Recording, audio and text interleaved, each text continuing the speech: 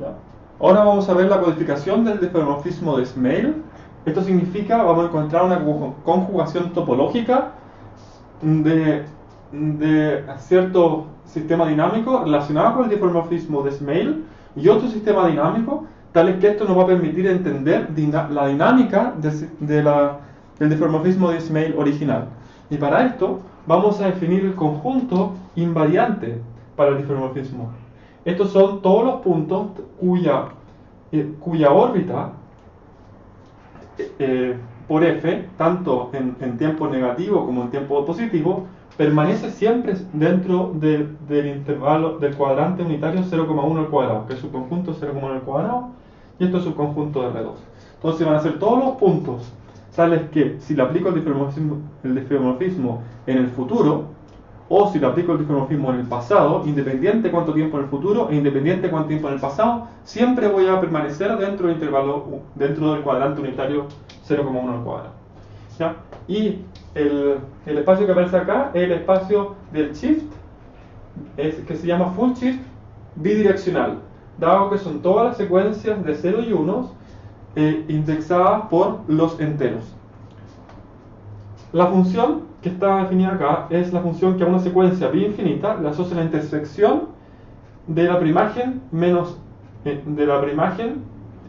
por f a la menos 1 iterado n veces del rectángulo r sub x sub n, donde el rectángulo r sub x sub n puede ser r0 o r1, y r0 es este pedazo de rectángulo que aparece acá y r1 es este pedazo de rectángulo que aparece acá. Vamos a demostrar que esta función h es conjugación topológica entre estos dos espacios. Para eso es necesario demostrar que h es una función continua y que es conjugación topológica. La conjugación topológica va a ser entre el espacio entre el espacio del shift con la acción del shift y el espacio lambda de puntos invariantes bajo el diffeomorfismo con el diffeomorfismo restringido al conjunto de puntos invariantes. Antes de pasar a la demostración, vamos a ver la intuición de las imágenes de f a la n, ya que definimos el diffeomorfismo de Smale simplemente como estirar el espacio de una dirección, comprimir en la otra y luego doblar. Si repetimos ese proceso en el tiempo, en el futuro y en el pasado, vamos a obtener una figura así. ¿Ya? Aquí consideramos en blanco el rectángulo original que buscamos cuando definimos el diffeomorfismo de Smale. Lo que hace es que estira en la dirección vertical y contrae en la dirección horizontal, obteniendo, ignoremos la herradura por el momento y solo centrémonos en el cuadrado blanco, ¿ya? Entonces el cuadrado está siendo estirado en esta dirección y contraído en esta dirección, obteniendo esta figura que está acá. Luego, fijamos esta parte de acá y doblamos la parte de arriba hacia abajo. La doblamos y obtenemos esta herradura que aparece acá. ¿Qué es la herradura que aparece acá? Es una herradura, está todo ese espacio pintado en blanco que corresponde al cuadrante original pintado en blanco. Si ahora repetimos la acción de este diffeomorfismo nuevamente, entonces tenemos que nuevamente estirar el espacio y esta herradura de acá se va a transformar en esta herradura de acá, que ahora, cuando lo estiramos y lo contraemos en esta dirección, es una herradura más larga y que tiene un espesor más angosto. Luego esta herradura la tomamos y la vamos a doblar así. Entonces este dibujo representa ese doblez que estamos haciendo con la herradura al doblarla allí. Y lo que vamos a obtener es esta nueva herradura, que si se fijan es una herradura que por la construcción está contenida en la herradura antigua y que es una herradura más larga y con un espesor más angosto. Si se fijan es una herradura como doble, que da una vuelta acá, se devuelve y vuelve hasta acá. Si seguimos iterando el proceso, vamos a tomar esta herradura y la vamos a estirar y la vamos a contraer en esta dirección, obteniendo esta herradura acá. Luego fijamos la parte de acá y la parte de arriba la doblamos, vamos a tener la figura que sale acá, que es esta nueva herradura ahora cuádruple, ¿no? Que donde estas ramas de acá son más angostas que esta rama de acá, y tienen la propiedad que ahora estas dos ramas de acá están contenidas en la primera rama de acá. Las segundas dos ramas están contenidas en la segunda rama. esa rama y esa rama están contenidas en esta rama de acá, y esa rama y esa rama están contenidas en esa rama de acá. Esta es una herradura que es mucho más larga y que tiene un espesor mucho más angosto que esta. ¿Ya? Ahora veamos cómo sería el tiempo inverso, cómo sería aplicar f a la menos 1 a esta figura. Entonces ahora nos vamos a centrar, en vez de ver el rectángulo blanco, vamos a centrarnos en la herradura roja que aparece ahí. Entonces, veamos cómo sería una iteración hacia atrás. Este es el candidato a ser una iteración hacia atrás, que es una herradura que está contenida en la herradura previa, que es más larga y tiene un espesor más angosto. Veamos que efectivamente es la preimagen. Entonces, esta herradura de acá, si aplicamos la acción de f, lo que vamos a hacer, lo vamos a contraer en esta dirección y la vamos a extender en esta dirección. Si esto lo contraemos y lo extendemos en esta dirección, vamos a obtener esta herradura que aparece acá. Si fijamos esta parte y la parte de arriba la doblamos hacia abajo, vamos a obtener esta herradura que aparece acá, que es efectivamente la herradura que aparece acá. Por lo tanto, esta es la preimagen de esa función de acá. Veamos cómo es la preimagen de esta herradura ahora. Entonces, el candidato va a ser esta herradura de acá, que es, veamos que efectivamente esta es la herradura, entonces vamos a explicar la acción de f para llegar de acá a acá. Lo que hace es que toma esta herradura, la contrae a lo largo de esa dirección y la estira a lo largo de la dirección vertical. Entonces, si la contraemos y la estiramos, vamos a tener una herradura de esta forma. Ahora tomamos esta parte de la herradura acá y la parte de arriba la tenemos que girar hacia abajo. Si giramos esto hacia abajo, vamos a obtener esta herradura que aparece acá, que coincide con esta herradura acá. Por último, quiero notar que esta herradura de acá está contenida en la herradura de acá y la herradura de aquí está contenida en la herradura de acá. Si queremos entender el conjunto lambda de los puntos invariantes, es necesario tener en cuenta que tienen que ser puntos que pertenezcan a 0,1 y que pertenezcan a todas estas de herraduras, porque quiero que en el futuro estén en 0,1, y tienen que ser puntos que pertenezcan a 0,1 también, y que en el pasado pertenezcan a estas herraduras rojas. Es decir, necesitaría intersectar todas las herraduras que aparecen acá para obtener el conjunto invariante.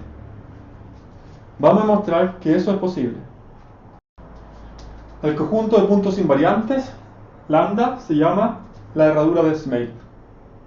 Para cada x en sigma, es decir, para cada secuencia infinita de elementos en 0 y 1, y r mayor o igual a 1, vamos a considerar el rectángulo C sub r de x, definido como una intersección de todos los n's, módulo menor o igual a r, de la intersección de f a la menos n de r de x sub n. Expliquemos la noción geométricamente qué significa este conjunto de acá.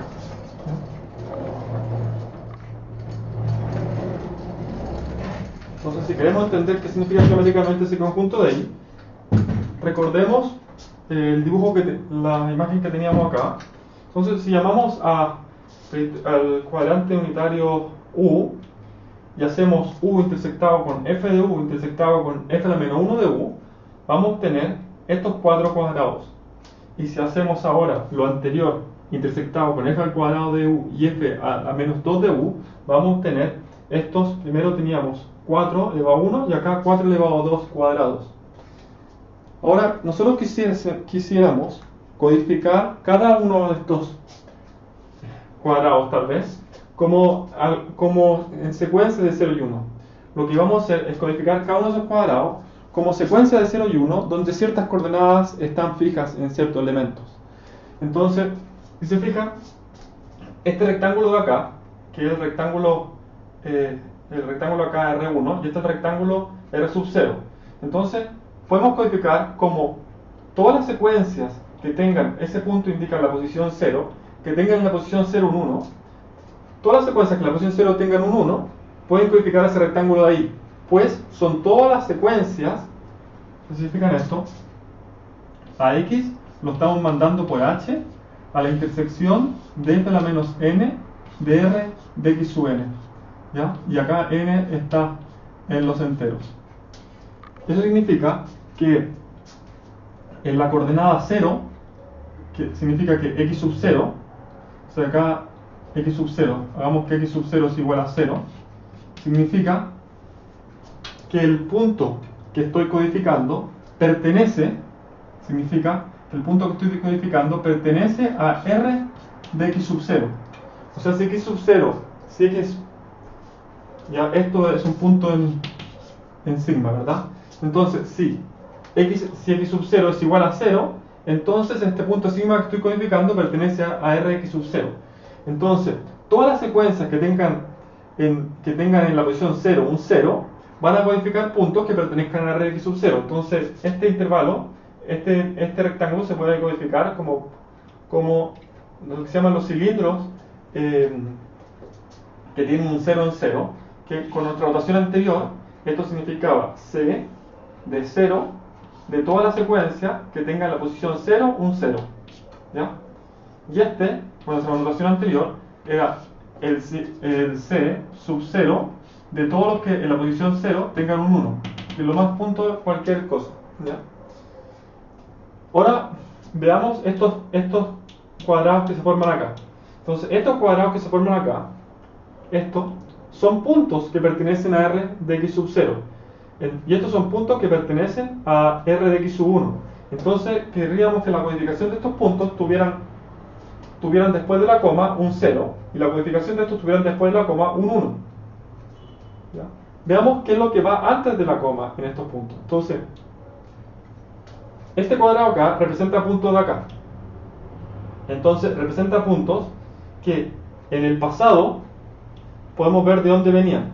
En el pasado, estos puntos venían de acá abajo.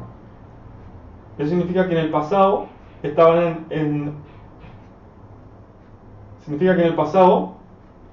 en puntos que pertenecían a R de x sub 0, ¿cierto?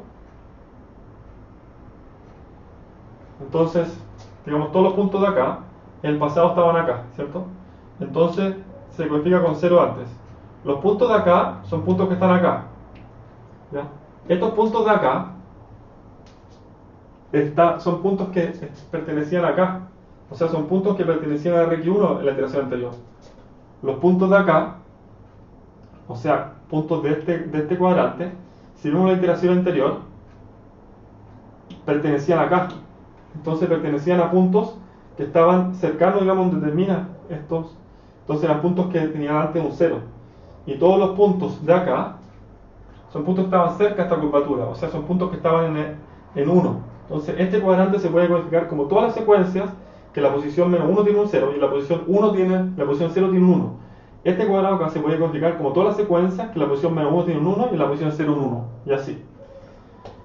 Veamos una iteración más, esta iteración de acá. Entonces, estos cuadrados de acá, estos rectángulos bien chicos que aparecen, acá aparecen 4, que aparecen 4 cuadrados, estos rectángulos bien chicos. Veamos esos cuadrados de ahí. Entonces, esos cuadrados de ahí se pueden codificar como todas las secuencias que tienen, como son subconjuntos de estos, son todas las secuencias que la posición menos 1 y posición 1 tienen que tener 0.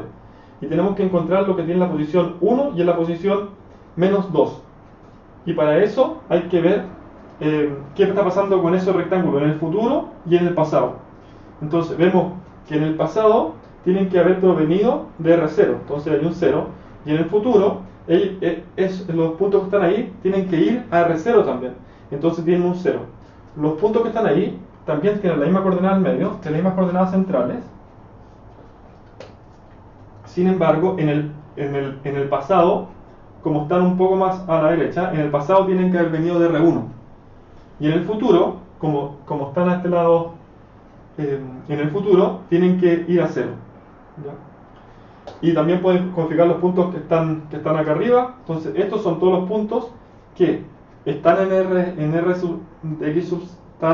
están en R0, que en la iteración anterior también estaban en R0, hace 2 iteraciones estaban en R0, y en una iteración más van a estar en R1.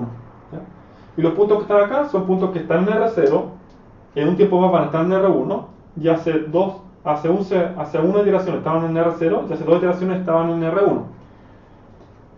Ahora, si nos quedamos solo con esta parte de la secuencia, vamos quedando con todas las secuencias que la posición 0 tiene 0, la posición 1, 1 y la posición menos 1, 0. Y todas esas secuencias codifican, ahora si fijan, esto tiene en común con esto, codifican ese rectángulo de ahí.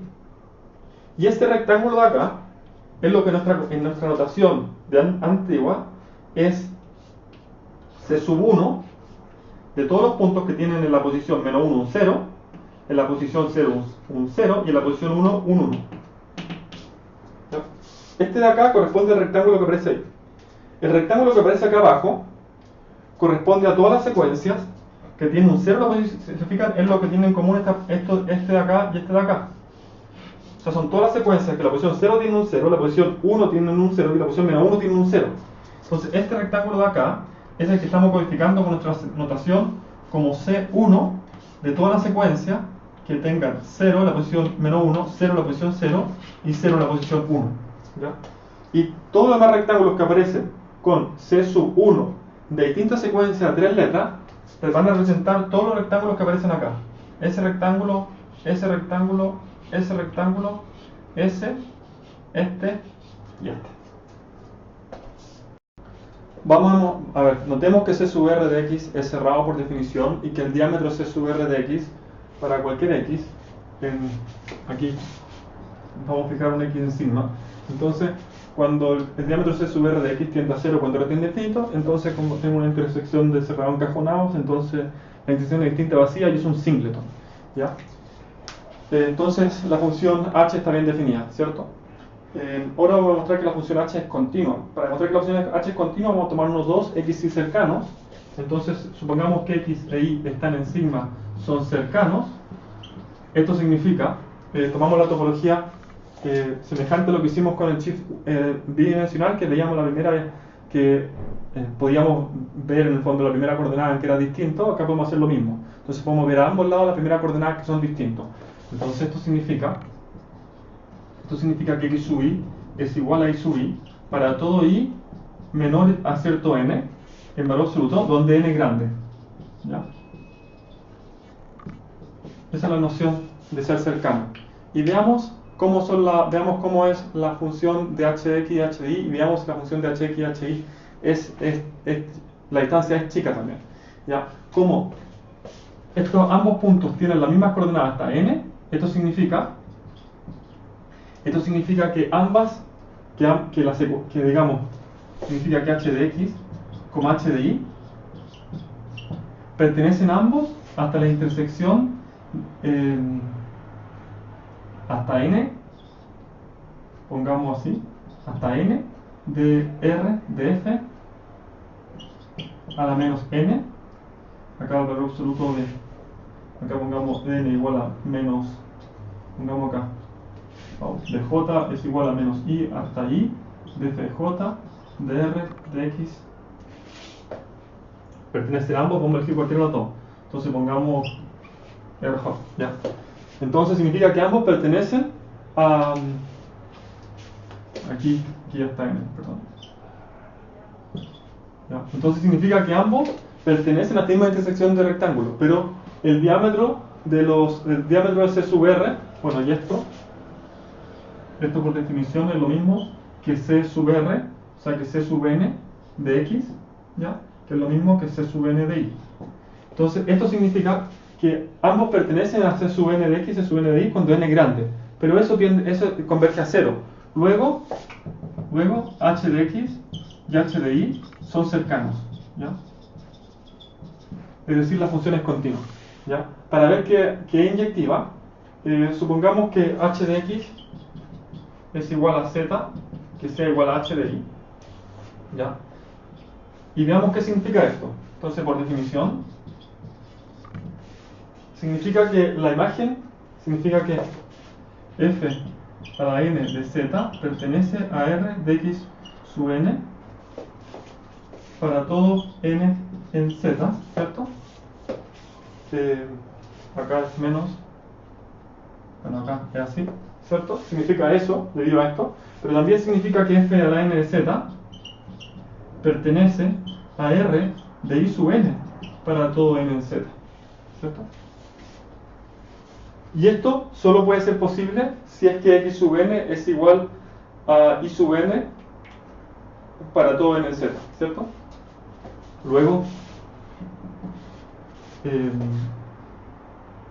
x sub n es igual a y sub n para todo n en z. Es decir, X tiene que ser igual. ¿Ya? Entonces tenemos la inyectividad. Veamos la efeyectividad. Para la efeyectividad es necesario demostrar que todos los elementos en lambda son posibles de alcanzar con elementos en sigma, ¿cierto? Y esto es directo porque podemos construir para cada elemento z en lambda, podemos construir una secuencia que sea la secuencia idónea. Entonces, digamos, sea z en lambda, es decir, si z está en lambda, por definición, se puede escribir como una intersección, es decir, z se puede escribir como la intersección de f a la menos n de r de x sub n con n en lo entero, ¿cierto? Por definición, el z se tiene que poder escribir de esa forma. Y se puede escribir de esa forma, entonces podemos coger simplemente la secuencia escogiendo x es igual a la secuencia que aparece acá, entonces vamos a tener por definición que h de x va a ser igual a z. Luego la función efectivamente es efeyectiva. Y nos falta demostrar solamente la conjugación, y para la conjugación voy a borrar acá y lo vamos a hacer aquí, ¿ya? Entonces, para demostrar la conjugación, borremos esta parte de acá. Para demostrar que h es conjugación, necesitamos demostrar que f, por demostrar que f compuesto con h de x es lo mismo que, a ver, pongamos así, f compuesto con h de x, ¿ya? Entonces esto, por definición, es f compuesto con h de x es la intersección de n en los enteros de f a la menos n de r de x sub n, ¿cierto? Entonces le vamos a aplicar f a eso, entonces nos va a dar la intersección de n en z de f a la menos n más 1 de r de x sub n, ¿cierto? Y esto es igual a, ¿se fijan? La diferencia entre ese término y este término acá es que este es 1 más que ese, ¿verdad? Entonces esto es la intersección de n en z de f a la menos n. En el fondo podemos hacer un cambio de variable, acá pongamos u es igual a menos n, entonces acá no tenemos u menos 1, ¿verdad? Entonces r de x a la n más 1, ¿cierto? Y eso significa exactamente que esto es igual a la función h, pero ahora del shift de x, ¿ya? Que es exactamente lo que queríamos demostrar para concluir que es conjugación. Entonces esto termina la demostración. Bueno, vamos a ver propiedades dinámicas del shift bidireccional. Este shift 0,1 indexado por z con la acción del shift, donde para una secuencia en este espacio b infinita, vamos a asignarle la nueva secuencia b infinita, donde la coordenada iésima tenga la coordenada i más unésima de la secuencia anterior, ¿ya? Algunas propiedades que a nosotros nos van a interesar va a ser que el número de puntos periódicos del periodo n es 2 a la n, que este sistema dinámico es topológicamente mezclador y que los puntos periódicos son densos y el sistema es topológicamente transitivo, que para demostrar esto falta que el sistema es topológicamente transitivo, o sea que el shift bidireccional también es un sistema dinámico caótico, ¿ya? Para demostrar estas tres propiedades van a quedar propuestas. La idea es exactamente la misma que se usó para demostrar las propiedades similares para el caso del shift, full shift en una dirección. Vamos a concluir usando un resultado que vimos, que nos decía que si dos sistemas dinámicos eran topológicamente conjugados, entonces las propiedades dinámicas se heredan. Esto significa que las tres propiedades dinámicas que tiene el full shift se heredan para el difeomorfismo de Smale. Es decir, el difeomorfismo de Smale tiene este número de puntos periódicos de periodo n, es topológicamente mezclador y además es un sistema dinámico caótico. Esto nos permite concluir que para el difeomorfismo de Smale sobre la herradura, o sea f restringido a los puntos invariantes en los puntos invariantes, tiene las siguientes propiedades. El número de puntos periódicos de periodo n es 2 a la n. Este sistema dinámico es topológicamente mezclador Y este sistema dinámico también es un sistema dinámico caótico. La codificación del gato de Arnold no la vamos a hacer en este curso, pero sí quiero que quede este resultado que nos dice que digamos, la función gato de Arnold es semiconjugada con el shift, ahora dos direccional, con el shift de tipo finito dos direccional, que es lo mismo que el shift de tipo finito que habíamos considerado antes, solo que ahora nos podemos mover en ambas direcciones. ¿Ya? Con esta matriz, asociado a esta matriz. Y esto es que existe una función h de sigma a en r cosentado con z al cuadrado, continua, pero no necesariamente invertible. En esta función hay puntos con más de una preimagen y tal que satisface la propiedad de la conjugación. En particular, uno puede demostrar también que los puntos periódicos para ambos sistemas son exactamente los mismos, salvo por los puntos fijos. Entonces, este teorema nos va a permitir en particular encontrar el número de puntos periódicos, por ejemplo, para esta función.